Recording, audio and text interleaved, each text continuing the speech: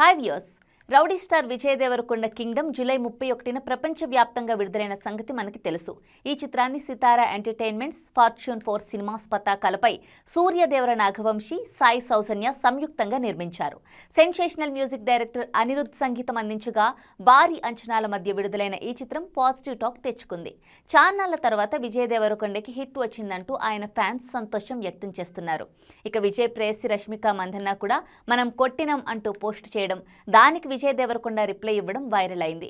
విజయ్ దేవరకొండ ఇటీవల కాలంలో వరుస పరాజయాలతో డీలా పడినా కింగ్డమ్ పై మంచి బజ్ అయితే క్రియేట్ అయింది. దానికి తగినట్లుగానే అడ్వాన్స్ బుకింగ్స్ కూడా గట్టిగానే జరిగాయి. బుకింగ్స్ మొదలైన కొద్ది గంటల్లోనే 1,00,000 టికెట్లు అమ్ముడుపోయినట్లు నిర్మాణ సంస్థ వెల్లడించింది. ఇక యూఎస్లో ప్రీమియర్ షోలు వేయగా అక్కడ భారీగా టికెట్లు తెగాయి. దీంతో కింగ్డమ్ మూవీ తొలి రోజు ఎంత కలెక్ట్ చేస్తుంది అన్నది ఇప్పుడు ఆసక్తికరంగా మారింది. శాక్నిల్క్ వెబ్సైట్ అంచనాల ప్రకారం కింగ్డమ్ మూవీ తొలి రోజు 15.5 కోట్ల రూపాయలు నెట్ కలెక్షన్లు రాబట్టింది. సుమారు 30 కోట్ల రూపాయల గ్రాస్ కలెక్ట్ చేసింది. తెలుగు రాష్ట్రాల్లోని మొదటి రోజు 18 కోట్ల రూపాయల గ్రాస్ వసూలు చేసినట్లు టాక్. ఇక యూఎస్లో మొదటి రోజు మిలియన్ మార్క్ దాటేసి $1.1 మిలియన్ గ్రాస్ సాధించినట్లు తెలుస్తోంది. అయితే దీనిపై అధికారిక ప్రకటన ఇంకా రావాల్సి ఉంది. ఇక విజయ్ గత సినిమాల్లో లైగర్ ఫస్ట్ డే 30 కోట్ల గ్రాస్, డియర్ కామ్రేడ్ 20 కోట్ల రూపాయల గ్రాస్, ఖుషీ చిత్రానికి 16 కోట్ల రూపాయల గ్రాస్ వచ్చింది. తాజాగా విడుదలైన కింగ్డమ్ విజయ్ చిత్రాల్లో హైయెస్ట్ గ్రాసెస్లో సెకండ్ ప్లేస్లో నిలిచింది. సినిమాకి మంచి టాక్ రావడంతో శని ఆదివారాల్లో కలెక్షన్లు మరింత పెరిగే అవకాశాలున్నాయని అంచనా వేస్తున్నారు. ఇక అదే నిజమైతే వీకెండ్ పూర్తయ్యే నాటికి 100 కోట్ల రూపాయల గ్రాస్ దాటేయడం ఖాయమని కూడా చెప్పొచ్చు.